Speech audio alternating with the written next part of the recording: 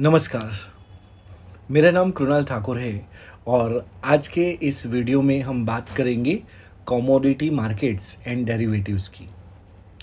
तो commodity market की अगर हम बात करें तो समझ लेते हैं कि कमोडिटी किसको कहते हैं। जैसे शेयर मार्केट में शेयर होता है, उसी तरीके से कमोडिटी मार्केट में कमोडिटीज़ होती है।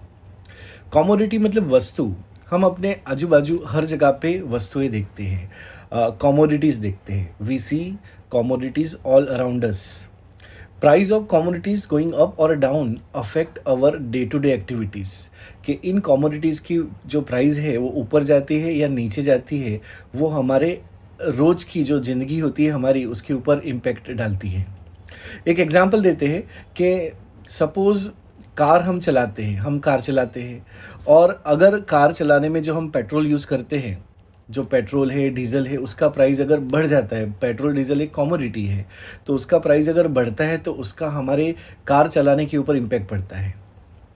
वेदर प्रिडिक्शन होता है, जो एटमॉस्फेयर में जो वेदर होता है, तो ज़्यादा बारिश गिरने वाली है या कम बारिश गिरने वाली है, उसका इम्पैक्ट क्रॉप के प्रोडक्शन पे होता है और उसका इम्पैक्ट सीधा एग्रीकल्चर पे होगा और एग्रीकल्चर का प्रोडक्शन हम क्या खाते हैं, नहीं खाते हैं, उसके ऊपर होता है। Hence, we can say that commodity market is created. commodity market को हमने इसलिए बनाया हुआ है ताकि हम ऐसे रिस्क को कम कर सके। तो कमोडिटी मार्केट एक जगह है। कमोडिटी मार्केट को अगर डिफाइन करना हो तो हम बोलेंगे it is a place that facilitate trading of various such commodities. In India, multi commodity exchange is the exchange for commodity trading. कि इंडिया में ऐसे कमोडिटी को ट्रेडिंग करने के लिए जो एक्सचेंज बनाया हुआ है उसे मल्टी कमोडिटी एक्सचेंज कहा जाता है। Basically there are three types of commodities. तीन प्रकार की कमोडिटीज़ होती है। Number one metal, number two agricultural and number three energy. ये तीन प्रकार की हमारी कमोडिटीज़ होती है। मेटल बोले तो प्रीसियस मेटल्स होता है, नॉन प्रीसियस मेटल्स होता है। जैसे लोहा हो गया, आयरन हो गया, फेरस हो गया, स्टील हो गया, एल्यूमिनियम, गोल्ड, ये सब मेटल्स में आता है। एग्रीकल्चरल कमोडिटीज़ की अगर हम बात करें तो हम बोलेंगे कि agricultural commodity include soft commodity like coffee, cocoa, wheat, corn etcetera.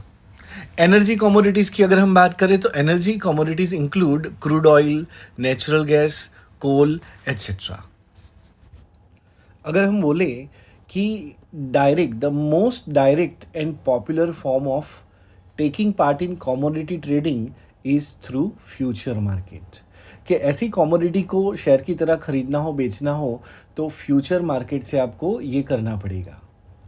और an indirect way you can take part in commodity trading is by buying or selling of the stocks that are related to commodities in some ways. चलिए बात करते हैं how can you trade in future market. आप future market में कैसे trade कर सकते हो। So there are two types of investors participate in the future market. दो प्रकार के इन्वेस्टर्स होते हैं जो फ्यूचर मार्केट में पार्टिसिपेट करते हैं। नंबर वन है कॉमर्शियल इन्वेस्टर्स और नंबर टू है स्पेकुलेटर्स। अगर हम बात करें कॉमर्शियल इन्वेस्टर्स की, या फिर हम उनको इंस्टीट्यूशनल इन्वेस्टर्स भी कह सकते हैं, और दूसरे जो है स्पेकुलेटर्स, वो होते हैं कि अपने शेयर को वो क्या करते हैं कि वो अपने रिस्क को कम करना चाहते हैं, तो इसलिए स्पेकुलेट करते हैं और वो इस ट्रेडिंग से सिर्फ पैसा कमाना चाहते हैं। जो कमर्शियल यूज़र होते हैं वो कमोडिटी मार्केट में पार्टिसिपेट करते हैं। They take advantage of the commodity trading for reducing their risk. के एक एग्जांपल देते हैं जो कमर्शियल यूज़र्स होते हैं, कमर्शियल इन्वेस्टर्स जो होते हैं उनकी बात करते हैं। कि सपोज एक एग्जांपल है Ram run a coffee shop and he is purchasing coffee, जो रॉ कॉफ़ी होती है, एट ₹2000 पर kg. He is speculating that coffee price will go up in the next year to 2300 rupees. Like अभी 2000 पर KG, ₹2000 पर KG उसको coffee मिलती है, लेकिन नेक्स्ट ईयर ये 2300 रुपये की होने वाली है।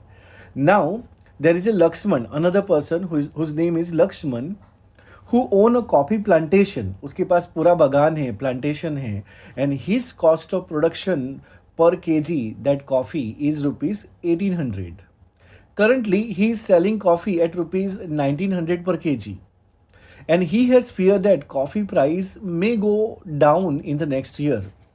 तो राम है जिसको ऐसा लगता है कि कॉफ़ी प्राइस बढ़ेगी और मैं कॉफ़ी बेचता हूँ, कॉफ़ी का शॉप चलाता हूँ।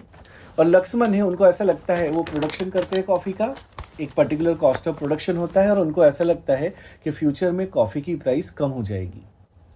सो उनको he do not want to sell it at price lower than his cost of production. तो लक्ष्मण को ये है कि मैं कॉस्ट ऑफ प्रोडक्शन है उससे नीचे नहीं बेचना चाहता, कोई भी नहीं बेचना चाहेगा। So here both the parties have their price risk. To reduce the price risk face by both they enter into a contract. इसीलिए राम और लक्ष्मण दोनों एक कॉन्ट्रैक्ट में एंटर होंगे, वो कॉन्ट्रैक्ट करेंगे एक दूसरे से to sell coffee at ₹2100 in the next year. तो वो अभी कॉन्ट्रैक्ट करेंगे कि नेक्स्ट ईयर में हम 2100, ताकि राम को और लक्ष्मण को दोनों को नुकसान ना हो, कि 2100 रुपीज़ में हम कॉफ़ी एक दूसरे से बेचेंगे और लेंगे। So manufacturers and service provider use future as part of their budgetary process to normalize their expenses and reduce cash flow related problems। के बेचने वाले और ख़रीदने वाले जो उत्पादन करते हैं और जो सर्विस देते हैं वो दोनों एक दूसरे के बजट प्रोसेस को संभालते हैं ताकि फ्यूचर मार्केट के द्वारा, ताकि उनकी कैश फ्लो की कभी प्रॉब्लम ना आए। तो ये एडवांस में किया जाता है। तो अगर ये स्टॉक मार्केट के माध्यम से किया जाता है तो उसे फ्यूचर मार्केट कहते हैं, और अगर स्टॉक मार्केट के अलावा किसी जगह पे किया जाता है सेम प्रोसेस को तो उसे फॉरवर्ड मार्केट कहते हैं। इन केस ऑफ स्पेकुलेटर्स, अगर स्पेकुलेटर्स की हम बात करें, they hope to earn profit from the change in the price of the future market. कि प्राइस ऊपर गया तो बेच दिया, प्राइस नीचे गया तब खरीद लिया। तो ऐसे लोगों को स्पेकुलेटर्स कहते हैं। So typically speculator close out their position before the contract is due and never take the actual delivery of the commodity itself. कि जब कोई खरीदते हैं और बेचते हैं तो एक्चुअली वो डिलीवरी कभी नहीं लेते हैं, वो बस प्राइस का मैनिपुलेशन करके प्रॉफिट कमा लेते हैं। तो ये होते हैं हमारे speculators. So commodity price depends on many external factors like irregularity of monsoon, या फिर domestic and international government policies, technological advancement and many more other factors. जिसे हम देख सकते हैं कि बहुत सारे फैक्टर्स होते हैं जिससे हमारी कमोडिटी की प्राइस बदलती रहती है, और उसे सुरक्षित रहने के लिए हम फ्यूचर मार्केट का या फॉरवर्ड मार्केट का उपयोग करते हैं। तो ये है हमारा कमोडिटी मार्केट बेसिक कॉन्सेप्ट। अब हम डेरिवेटिव्स की बात करेंगे। तो आज की वीडियो में इतना ही। थैंक यू, धन्यवाद। बाकी नेक्स्ट पार्ट जो है वो दूसरे वीडियो में बात करेंगे।